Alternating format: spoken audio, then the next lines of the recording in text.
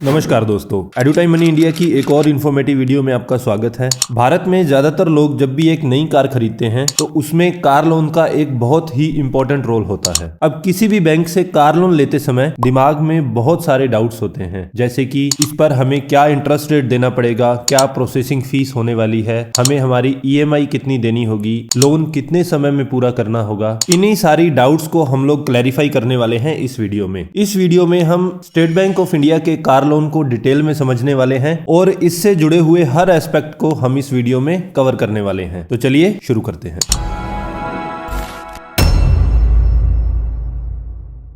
SBI car loan अगर आप लेने वाले हैं तो इसका पर्पस क्या हो सकता है, यानी कि आप कौन सी कार खरीदने के लिए SBI से कार लोन ले सकते हैं। तो यहाँ पर इस कार लोन को स्टेट बैंक ने 3 कैटेगरीज में डिवाइड किया है। आप कोई पैसेंजर कार खरीदना चाहते हैं तो उसके लिए लोन ले सकते हैं, कोई MUV खरीदना चाहते हैं तो उसके लिए ले सकते हैं, और अगर कोई SUV खरीदना चाहते हैं तो उसके लिए भी आप SBI से कार लोन ले सकते हैं। अब एक बड़ा डाउट ये भी रहता है कि इस कार लोन को वही लोग ले सकते हैं जिनको कोई रेगुलर सैलरी आ रही है। तो ये भी एक मिथ है। अगर आप एक एम्प्लॉई हैं, चाहे गवर्नमेंट हो या प्राइवेट हो, तो आप इस कार लोन को ले सकते हैं। इसके अलावा अगर आप कोई सेल्फ एम्प्लॉयड हो, कोई बिजनेसमैन हो, तो उस केस में भी आप इस कार लोन को ले सकते हो। इवन अगर आप एक फार्मर हो और एग्रीकल्चर में इन्वॉल्व हो तो उस केस में भी आप इस कार लोन को ले सकते हैं। अगर आप एक एम्प्लॉई हैं, आपको कहां का एम्प्लॉई होना चाहिए? आप या तो स्टेट गवर्नमेंट के एम्प्लॉई हो सकते हैं, सेंट्रल गवर्नमेंट के या किसी PSU के। इसके अलावा defence salary package, paramilitary salary package, Indian coast guard salary package, ये डिफेंस कैटेगरीज भी SBI कार लोन के लिए एलिजिबल है। इसके साथ साथ शॉर्ट कमीशन्ड ऑफिसर्स जो है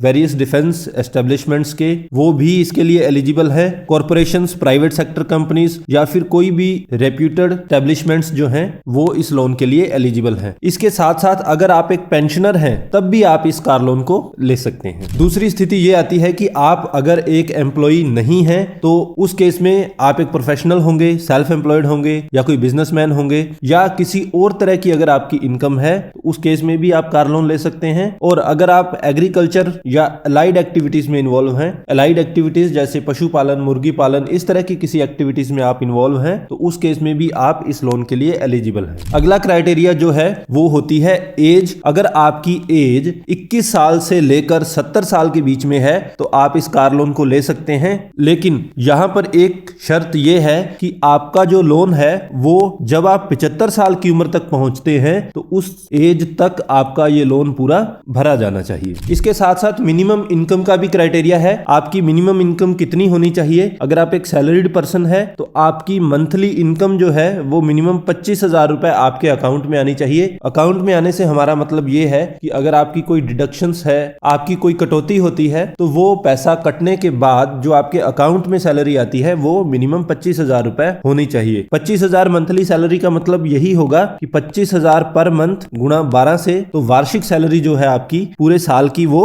3 लाख रुपए होनी चाहिए मिनिमम। एम्प्लॉइज के लिए 3 लाख थी। यहां पर सेल्फ एम्प्लॉयड प्रोफेशनल्स या फिर किसी फर्म के आप प्रोप्राइटर या पार्टनर हैं या बिजनेसमैन है तो उस केस में भी क्राइटेरिया सेम ही है। अगर आप प्रोप्राइटर हैं तो आपका जो फर्म का नेट प्रॉफिट है या फिर आपकी टैक्सेबल इनकम जो है वो मिनिमम 3 लाख रुपए होनी चाहिए, यानी कि वही सेम इनकम का क्राइटेरिया है जो एम्प्लॉय के केस में था। अगर आप इन कैटेगरीज में आते हैं तो उस केस में आपकी जो इनकम है उसमें आप अपने बैंक का इंटरेस्ट, डिविडेंड या कोई रेंटल इनकम अगर आपको आ रही है तो वो आप इसमें ऐड कर सकते हैं। अब हमारी एग्रीकल्चरिस्ट वाली, फार्मर वाली जो कैटेगरी है, यहां पर आपकी इनकम थोड़ी ज्यादा होनी चाहिए। आपकी जो एनुअल इनकम है वो यहां पर 4 लाख होनी चाहिए। पीछे दोनों केसेस में एनुअल इनकम 3 लाख थी, यहां पर आपकी एनुअल इनकम 4 लाख रुपए होनी चाहिए। प्लस एक शर्त यह भी है कि अगर मान लीजिए आपने कार लोन लिया और आपकी EMI आ रही है 10,000 रुपए, तो आपकी मंथली इनकम मिनिमम 20,000 रुपए होनी जरूरी है और ये पैसा हर महीने आपके अकाउंट में किसी ना किसी रूप में क्रेडिट होना चाहिए। यहां पर बैंक ये इंश्योर करना चाहता है कि आप अपनी EMI पे कभी भी डिफॉल्ट नहीं करेंगे। मैक्सिमम को एप्लीकेंट कितने होने चाहिए? तो एक कार लोन में मैक्सिमम 2 को एप्लीकेंट हो सकते हैं। एक एप्लीकेंट जैसे आप खुद हो गए, उसके अलावा कोई भी एक, जैसे आप अपनी स्पाउस को ले सकते हैं, फादर, मदर, सन, डॉटर, इनको आप एज ए को एप्लीकेंट ले सकते हैं। और अगर आपकी इनकम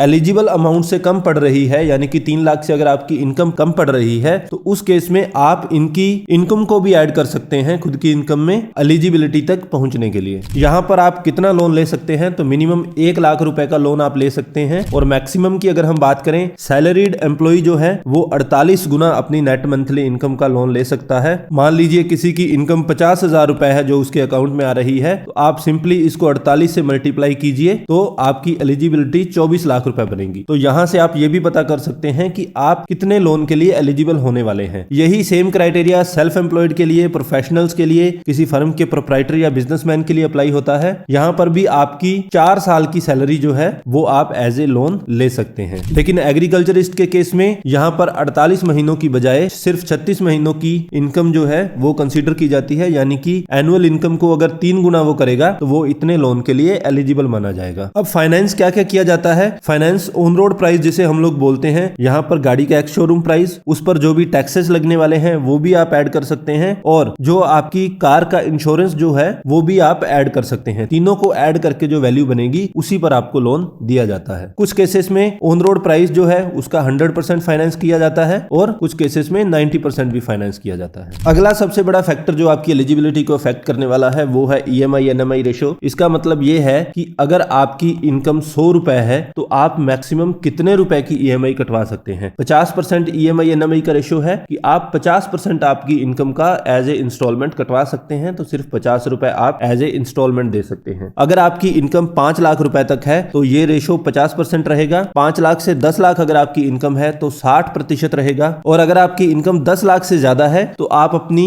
मंथली इनकम का 65% इंस्टॉलमेंट के रूप में कटवा सकते हैं। यहां पर एक दूसरी कंडीशन ये है कि अगर आपका सिबिल स्कोर 700 से ऊपर हो तो ये जो रेशो है ये आप और फर्दर आगे बढ़ा सकते हो। यहां पर अगर आपकी इनकम 10 लाख से 15 लाख रुपए है तो आप 70% EMI NMI रेशो तक जा सकते हो, और 15 लाख से ऊपर अगर आपकी सैलरी है तो आप 75% तक अपनी इंस्टॉलमेंट कटवा सकते हैं। गाड़ी का जो ऑन रोड प्राइस है उस पर आपको 100% फाइनेंस किया जाता है। अगर आप डायमंड या अबव किसी वेरिएंट में आते हैं, डायमंड वेरिएंट वो होते हैं जिनकी मंथली सैलरी 50,000 रुपए या उससे ज्यादा आती है, तो अगर आप इस सैलरी की कैटेगरी में आते हैं तो आप अपनी गाड़ी का 100% फाइनेंस जो है वो बैंक से ले सकते हैं। इसके साथ साथ अगर आप एक परमानेंट एम्प्लॉय हैं स्टेट गवर्नमेंट या सेंट्रल गवर्नमेंट के, तो उस केस में भी आपको 100% फाइनेंस दिया जाता है। किसी पब्लिक सेक्टर अंडरटेकिंग या कॉर्पोरेशन के आप एम्प्लॉय हैं या फिर आप एक गवर्नमेंट पेंशनर हैं और आपका सिबिल स्कोर जो है वो 721 या उससे ज्यादा है, तो उस केस में आपको 100% फाइनेंस दिया जाता है। इसके अलावा बाकी जितनी भी कैटेगरीज हैं, 721 से जैसे ही आपका सिबिल स्कोर कम जाएगा या आप किसी और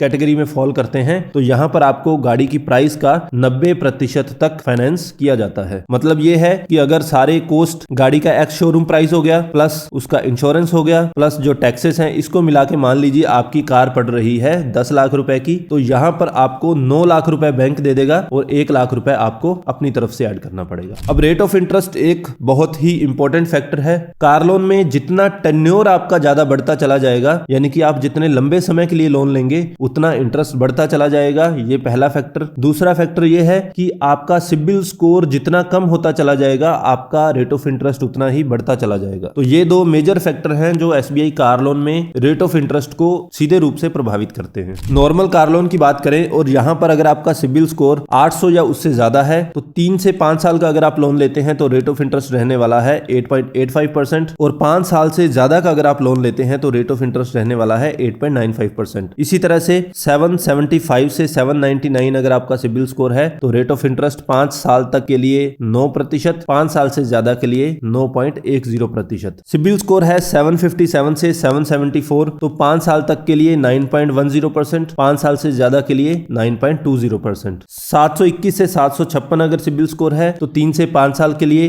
9.35% और 5 साल से ज्यादा के लिए 9.45%। सिबिल स्कोर 700 से 720 के बीच में है तो 3 से 5 साल के लिए इंटरेस्ट रेट रहने वाला है 9.60% और 5 साल से ज्यादा के लिए इंटरेस्ट रहेगा 9.70%। और अगर आपका सिबिल स्कोर है 650 से 699 तक तो 3 से 5 साल के लिए रेट ऑफ इंटरेस्ट रहेगा 9.70%, 5 साल से ज्यादा के लिए रेट ऑफ इंटरेस्ट रहने वाला है 9.80%। ये नॉर्मल कार लोन के केस में है। इसके अलावा स्टेट बैंक जो है ग्रीन कार लोन देता है इलेक्ट्रॉनिक व्हीकल्स के लिए। ऑटो लोन की कैटेगरी कैटेगरी में बैंक सुपर बाइक के लिए भी लोन देता है, नॉर्मल बाइक के लिए भी लोन देता है। सारी कैटेगरीज के वर्तमान इंटरेस्ट रेट जो है हमने एक सेपरेट वीडियो में डिटेल में डिस्कस किए हैं, जिसका लिंक ऊपर आई बटन पर और नीचे डिस्क्रिप्शन बॉक्स में दे दिया गया है। तो इस वीडियो के बाद आप वहां से सारे कार लोन, सारे ऑटो लोन्स के इंटरेस्ट रेट चेक कर सकते हैं। अगर एसबीआई से कार लोन लेने जा रहे हैं तो ये दोनों वीडियोस आपके लिए बहुत फायदेमंद साबित होने वाली हैं। अब जब भी बैंक कोई लोन देता है तो वहां पर एक प्रोसेसिंग फीस लेता है। जनरल पब्लिक की भाषा में हम लोग इसे फाइल चार्जेस के रूप में बोलते हैं। अगर आप लोन लेने वाले हैं एसबीआई से 5 लाख रुपए का तो ये फाइल चार्जेस रहने वाले हैं 750 रुपए प्लस जीएसटी। अगर आप लोन लेने वाले हैं 5 लाख से ज्यादा और 10 लाख से कम तो ये जो चार्जेस है ये रहने वाले हैं 1250 रुपए प्लस जीएसटी। और अगर आप लोन लेने वाले हैं 10 लाख से ज्यादा तो उस केस में ये चार्जेस रहने वाले हैं 1500 रुपए प्लस जीएसटी। तो ये काफी नॉमिनल से रेट्स हैं जो आपको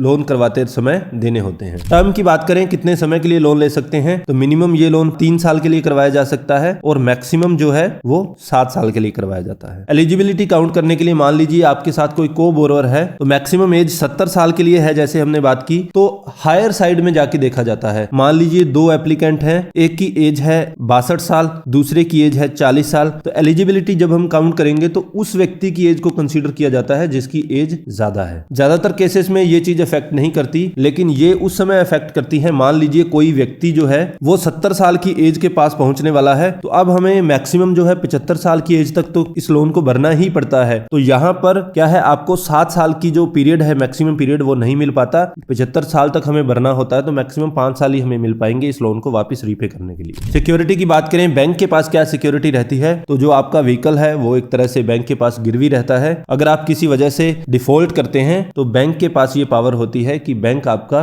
व्हीकल उठा सकता है। को बोरोवर, जैसा कि हमने पहले बात की कि मैक्सिमम 2 एप्लीकेंट हो सकते हैं, एक खुद और एक को बोरोवर ऐड किया जा सकता है। आप लोन कहां से अवेल कर सकते हैं, आप जहां पर आपका परमानेंट रेजिडेंस है वहां से लोन अवेल कर सकते हैं। आप किसी रेजिडेंस के अलावा किसी और जगह आपकी पोस्टिंग है तो वहां से आप इस लोन को अवेल कर सकते हैं। स्पेशल छूट दी गई है डिफेंस से जुड़े हुए लोगों के लिए। वहां पर आप place of residence, place of posting के अलावा आप किसी और ब्रांच से भी ये लोन ले सकते हैं जहां पर आपका सैलरी अकाउंट मेंटेन्ड हो। प्रोसेसिंग टाइम कितना है, बैंक कितना समय लेता है इस लोन को करने के लिए? मैक्सिमम टाइम जो बैंक ले सकता है वो है 2 दिन। 2 दिन में बैंक को ये लोन आपको देना ही होगा। एसबीआई में वर्तमान में हब ब्रांचेस का कॉन्सेप्ट है। हर सिटी में एक हब ब्रांच बना दी गई है। हब ब्रांच का काम ये है कि वो कार लोन को ही प्रोसेस करेगा। इसका फायदा ये हुआ है कि ये जो प्रोसेसिंग टाइम 2 दिन का है, हब ब्रांचेस में अगर आप पूरे डॉक्यूमेंट्स के साथ ब्रांच में विजिट करते हैं तो हार्डली 2 या 3 घंटे में आपको कार लोन दे दिया जाता है। अब बैंक जब ये लोन देगा तो इसकी पेमेंट किसको करेगा? बैंक डिसबर्समेंट इस लोन की आपको नहीं करेगा। बैंक डायरेक्टली उस कार लोन के डीलर को इसकी पेमेंट करेगा जहां से आप कार लोन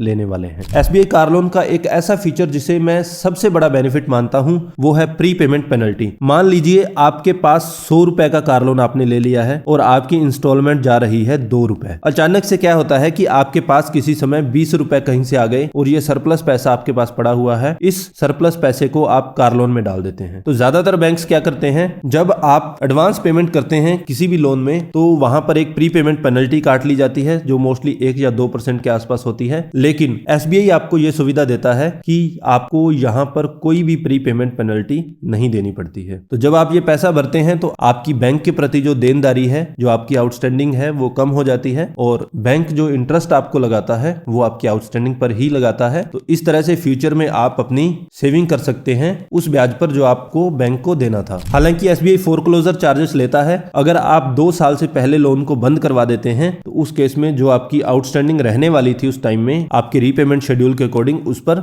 2% प्लस जीएसटी लगाया जाता है। अब जब भी आप बैंक से कार लोन लेते हैं तो आपको अपनी गाड़ी का इंश्योरेंस करवाना अनिवार्य है और बैंक भी उस इंश्योरेंस की कॉपी आपसे मांगेगा और आपके लोन डॉक्यूमेंट्स में इसको लगाएगा। मैक्सिमम कितने कार लोन आप एक साथ ले सकते हैं, तो आप 3 कार लोन एक साथ ले सकते हैं। 3 से ज्यादा कार लोन आपको नहीं दिए जा सकते हैं। किसी वजह से अगर आप अपनी इंस्टॉलमेंट समय पर नहीं जमा करवा पाते हैं, आपका लोन इर्रेगुलर हो जाता है और ये इर्रेगुलरिटी जो है वो 1 महीने से ज्यादा चली जाती है तो यहां पर आपको 2 रुपए प्रति महीने पेनल्टी देनी पड़ती है उस अमाउंट पर जो आपने डिफॉल्ट की है। मान लीजिए आपकी ईएमआई 10,000 रुपए थी और ये आप जमा नहीं करवा पाए हैं तो आपको ये जो 2% पेनल्टी है वो इसी पर देनी है, ना कि पूरे लोन अमाउंट पर। ये था एक detailed analysis SBI car loan के बारे में। आई होप आपके सारे डाउट्स क्लियर हो चुके होंगे। फिर भी अगर आपका कोई डाउट हो तो आप आप हमसे कमेंट बॉक्स में पूछ सकते हैं या फिर डिस्क्रिप्शन बॉक्स में दिए गए लिंक्स का प्रयोग करके आप हमसे डायरेक्टली व्हाट्सएप, इंस्टाग्राम या टेलीग्राम पर कॉन्टेक्ट कर सकते हैं। अगर हमारे कंटेंट के लिए आप हमें अप्रिशिएट करना चाहते हैं तो please like and share the video and don't forget to subscribe the channel. Thank you so much.